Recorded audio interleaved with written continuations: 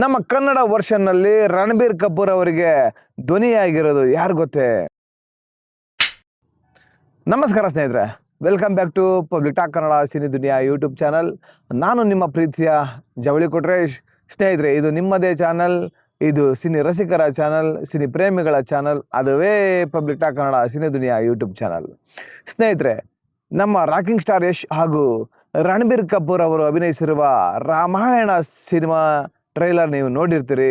ಈ ರಾಮಾಯಣ ಸಿನಿಮಾದಲ್ಲಿ ನಮ್ಮ ಕನ್ನಡ ವರ್ಷನ್ನಲ್ಲಿ ರಣಬೀರ್ ಕಪೂರ್ ಅವರಿಗೆ ಧ್ವನಿಯಾಗಿರೋದು ಯಾರು ಗೊತ್ತೇ?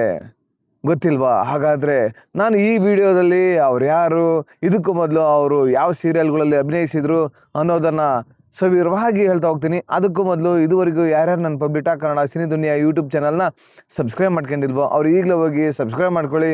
ಹಾಗೆ ಪಕ್ಕದಲ್ಲಿರೋ ಬೆಲ್ ಐಕನ್ ಒತ್ಬಿಡಿ, ನನ್ನೆಲ್ಲ ನೋಟಿಫಿಕೇಶನ್ಗಳು ನಿಮಗೆ ತಲುಪುತ್ತೆ ಅಂತ ಹೇಳ್ತಾ ಮತ್ತೆ ಆಗ್ತಾಡ ಬನ್ನಿ ಆ ನಟ ಯಾರು ಅಂತ ನೋಡೇ ಬಿಡೋಣ.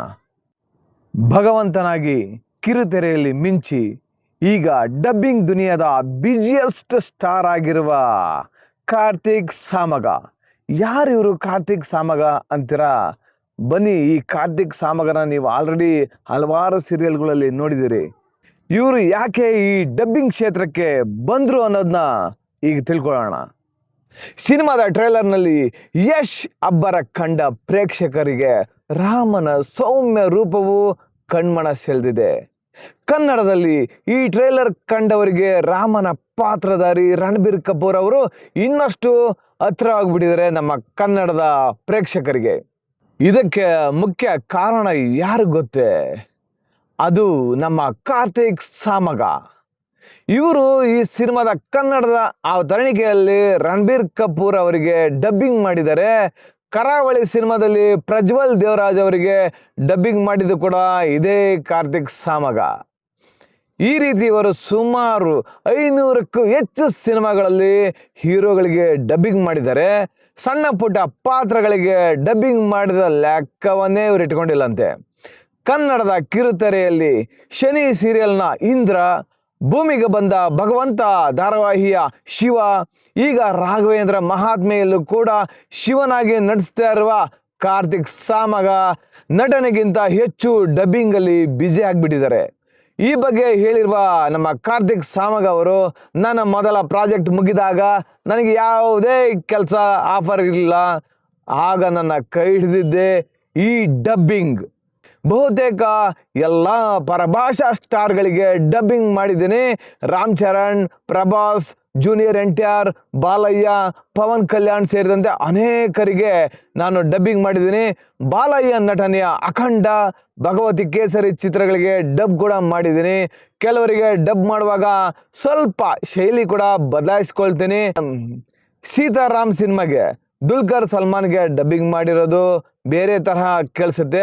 ಮೊದಲು ನಾವು ಕತೆ ತಿಳ್ಕೊಳ್ತೀವಿ, ಆ ಪಾತ್ರ ಆ ಸನ್ನಿವೇಶಕ್ಕೆ ತಕ್ಕಂತೆ ನಟರ ಮಾತಿನ ಶೈಲಿಯನ್ನು ಗಮನಿಸಿ ಸೂಕ್ತ ರೀತಿಯಲ್ಲಿ ನಾವು ಧ್ವನಿ ನೀಡ್ತೀವಂತ ನಮ್ಮ ಕಾರ್ತಿಕ್ ಸಾಮಗ ಅವರು ಹೇಳಿದ್ದಾರೆ.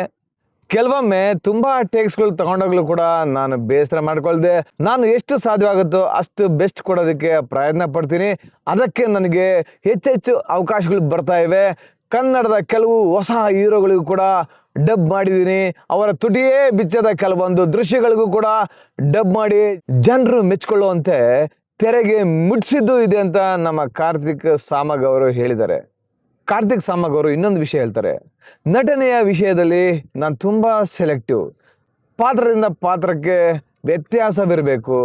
ಭೂಮಿಗೆ ಬಂದ ಭಗವಂತ ಸೀರಿಯಲ್ನ ಒಪ್ಕೊಳ್ಳೋಕೆ ಕಾರಣ ಏನಪ್ಪ ಅಂದರೆ, ಶಿವನ ಪಾತ್ರ ಒಂದಾದರೆ ಮತ್ತೊಂದು ನನ್ನ ಪಾತ್ರದಿಂದ ಸಮಾಜಕ್ಕೆ ಉತ್ತಮ ಸಂದೇಶ ರವಾನೆಯಾಗುತ್ತೆ ಎನ್ನೋದು. ನಾನು ಯಾವುದೇ ಸೀರಿಯಲ್ ಮಾಡಬೇಕು ಅಂದರೆ 2 ವರ್ಷ ಅದಕ್ಕೆ ಕೆಲಸ ಮಾಡಬೇಕು. ನನಗೆ ಅವಾಗ ಏಕತಾಂತೆ ಅನಿಸುತ್ತೆ. ಧಾರಾವಾಹಿ ಅಥವಾ ಸಿನಿಮಾ ಮಾಡಿದರೆ ಅದರಿಂದ ಸಮಾಜಕ್ಕೆ ಸಂದೇಶ ಕೊಡುವಂತಿರಬೇಕು.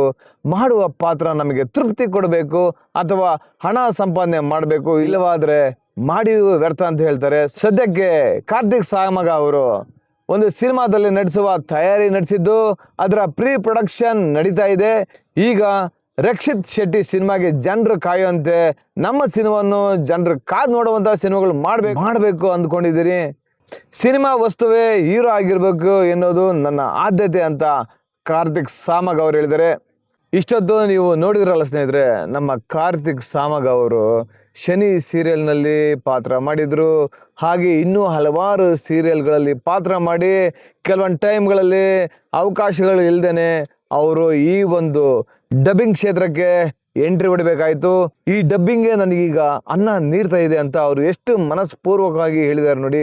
ನಿಜವಾಗ್ಲೂ ಕಾರ್ತಿಕ್ ಸಾಮಗ್ ಅವರೇ, ನಿಮ್ಮ ಒಂದು ಮುಂದಿನ ಸಿನಿಮಾ ಯಶಸ್ವಿಯಾಗಲಿ, ನಾವು ಕೂಡ ನಿಮ್ಮ ಸಿನಿಮಾಗೆ ಸಪೋರ್ಟ್ ಮಾಡ್ತೀನಿ ಅಂತ ಹೇಳ್ತಾ, ಈ ವಿಡಿಯೋ ನಿಮಗೆ ಇಷ್ಟ ಆದರೆ ದಯವಿಟ್ಟು ಶೇರ್ ಮಾಡಿ. ಹಾಗೆ ನಮ್ಮ ಕಾರ್ತಿಕ್ ಸಾಮಗ್ ಅವರಿಗೆ ನೀವೆಲ್ಲರೂ ಸಪೋರ್ಟ್ ಮಾಡಿ